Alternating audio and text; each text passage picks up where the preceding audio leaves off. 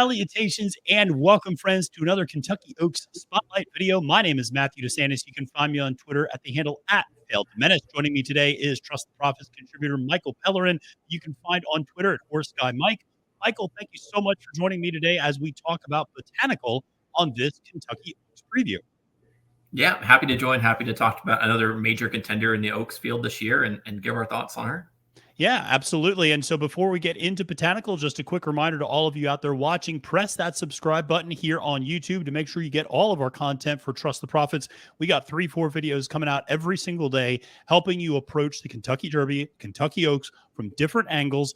If you're a beginner, intermediate, advanced, does not matter. We got something for everybody, no matter what skill level. If you just watch once a year and drink a mint julep, that's okay. We got certain content for you. If you watch this stuff every day and know all these horses backwards and forwards, we got some really great insight videos for you as well. So make sure to press that subscribe button. Make sure to like this video and comment below with what your thoughts are on Brad Cox's other filly in the Kentucky Oaks, Botanical. And Michael, we should probably start there. It's funny. We just got done talking about Wet Paint and talked about that Brad Cox filly. We know where she's going to be early. She's going to be in the back. Now, Botanical's the exact opposite. We know where she's going to be early, and that's going to be right up in the front. Interested in getting your thoughts about Brad Cox's filly who's been running at Turfway Park. Yeah, so I think it's interesting that Brad Cox has chosen to run her at Turfway Park for every single race. You would think that if he had a lot of confidence in this horse, he would have chosen one of the other major preps, gone to Keeneland for the final there, gone to Fairgrounds. You know, he runs everywhere. So why did he choose to run this horse only at Turfway? So I have a little bit of hesitation there. She has some positives. She has some other things that are going in her favor. But I'm going to be playing against this horse. So I'd love to hear your thoughts on that before I kind of get into my reasons why. Yeah, so she's an interesting filly. Obviously, Crystal Landeros is the jockey for Botanical. And you'll notice she's got that Medaglia d'Oro pedigree up top. Underneath, out of a dam from Blame. Interestingly enough, if you remember on our Wet Paint video, Blame, of course, the sire of Wet Paint. So there's a little bit of a connection there with Blame to both of these Cox fillies. You mentioned that she's at Turfway Park, and I think, you know, when you look at her running lines, it's quite interesting. This is a filly that started on the turf at Kentucky Downs in Keeneland, and then Cox moved her to the synthetic at Turfway Park. That's where she broke her maiden. And it really was pretty obvious that she really took to that surface. And I think that might be a little bit of why he decided to keep her there. Kind of, if it's not broke, don't fix it. And it was a little bit of, listen, she's really good on the surface. I think there are questions about whether or not she really is going to like the dirt at Churchill Downs, and whether she's a good dirt horse in that regard. But, you know, she certainly is a horse that goes out to the front, takes some gate to wire. She, you know, in that Bourbonnette Oaks last time out, going 1 mile and a 16th, which was her longest distance to date outside of her one maiden special weight on the turf, she was able to really shake the reins. Landeros was able to kind of push her a little bit, and she responded quite well and actually put away one of Cox's other fillies, Flashy Gem, that day. So I like her a lot. I think she's a talented filly, but I think there are legitimate questions to be asking, both in terms of the circuit she's coming out of and the surface. And it senses to me that maybe you're a little bit more questioning of those things than I am.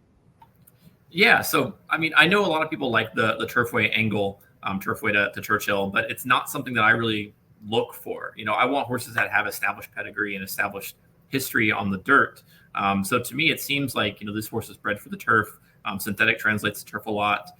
Having success on synthetic, usually on the lead. Very fast surface. So if we don't get that ideal setup on dirt on Oaks Day, you know, I don't think this horse is going to be a major contender to finish the race. Now, I do think Botanical is going to be part of the pace setup for this race and really set up the other Brad Cox horse in Wet Paint. You know, she looks like she's going to be the lone early speed, really pushing this. And for a deep closer like Wet Paint, it's going to be really important. Yeah, I think it's going to be, it's always interesting, I think, when you look at the way these races shape up. So I think if you look at something like last year's Kentucky Derby, obviously a historic pace in a lot of ways. That first quarter of a mile, even I think third fastest opening half mile, 10th fastest opening the 6 furlongs. I mean, extremely fast paced projections all the way around. And that was an instance where you had a lot of horses that wanted to be forwardly placed, and they were all kind of trying to get to their spots. You mentioned that Botanical is probably going to be lone speed. I would agree with you. I mean, there's not a lot of other horses that are going to be super forwardly placed. Maybe a horse like Pretty Mischievous could be pretty forward, but I mean, she's handy. She doesn't need the lead or anything like that. So it is interesting to me whether or not Botanical kind of runs away from the field a little bit, opens up 3, 4 lengths, whether she's able to get an easy lead to some extent, whether or not anybody else is pressing her for those fractions, or whether or not she can carve out something like a 24-48 sort of a fraction that's relatively reasonable and still give her some momentum coming for home. It's just going to be interesting to see how that pace projection plays out. You mentioned in one of the previous videos, 14 horse field. When you get those bigger field sizes, people want to start going up there and start pressuring her. Um, Interested in whether or not is she going to be included in any of your bets, maybe even underneath at this point?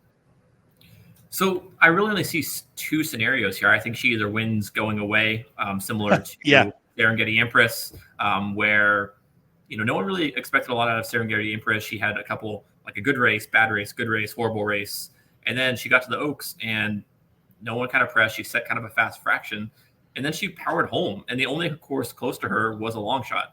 I think Botanical could do something similar to that, but I don't. I think if she doesn't do that, then she finishes 10th, 11th, 12th, 13th, 14th, somewhere in there. I don't think she can hang on. So I think it's a big mystery here. She could take to the dirt and love it. We don't know because we haven't had any evidence to support that moving back in her PPs. So I'm not going to be playing her. I'm going to take the chance that it isn't going to be a freak wire to wire or gate to wire scenario, and that she'll be completely off my tickets. The other big thing she's got going for her is her buyer. I mean, she has the highest buyer in the field. So if you think that translates, you can go ahead and play it that way. I am interested to see how she performs because it will kind of indicate how I play two fills the next day. And I think that will translate that. So I'm interested in how she'll do. I think she'll affect not only this race, but how the Derby shapes up the next day. But she will not be on any of my tickets.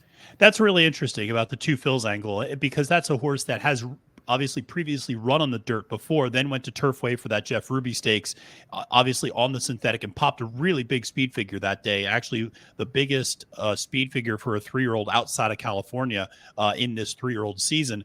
And so, that's an interesting point to make, that if she runs really, really well, maybe that gives you a little bit more confidence that speed figure is replicable for two fills the next day in the Kentucky Derby, a horse that I'm actually quite high on as well. I think I'm the one in Trust the Profits kind of stumping the most for two fills. Every video I get a chance to do that.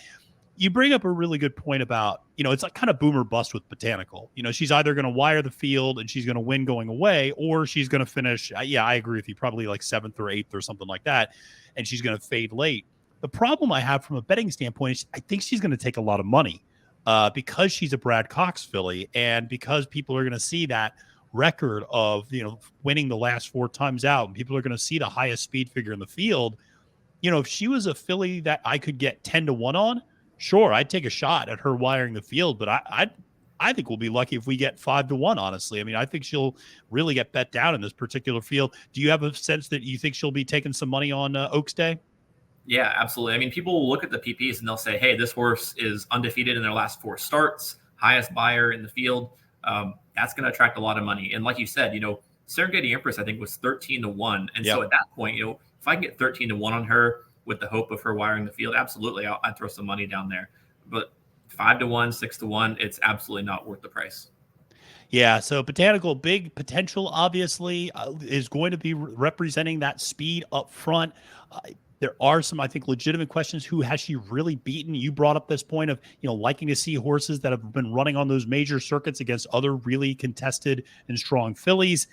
At Turfway, she's not really had that. And so it is fair to question, like, who has she beaten? That's a little bit of what we hear sometimes, people making the argument against some of the Japanese horses that are coming in. Who have these horses really beaten? It's hard to kind of compare apples and oranges sometimes between these different circuits. And I think you made a great point at the beginning. Brad Cox runs everywhere: Fairgrounds, Oaklawn, Gulfstream, New York. He even runs out in California sometimes. It does not matter. He'll run everywhere. He's kept this one very secluded in Turfway Park this whole time. I think that is a little bit of a red flag for people looking to bet Botanical. But Michael, thank you so much for joining me on this Oaks Spotlight video of Botanical. Make sure to like this video if you're watching and comment below with what you think Botanical is going to do in the 2023 Kentucky Oaks. Until next time, my name is Matthew DeSantis. That's Michael Pellerin, wishing you a great day at the races and reminding you that it's now post time.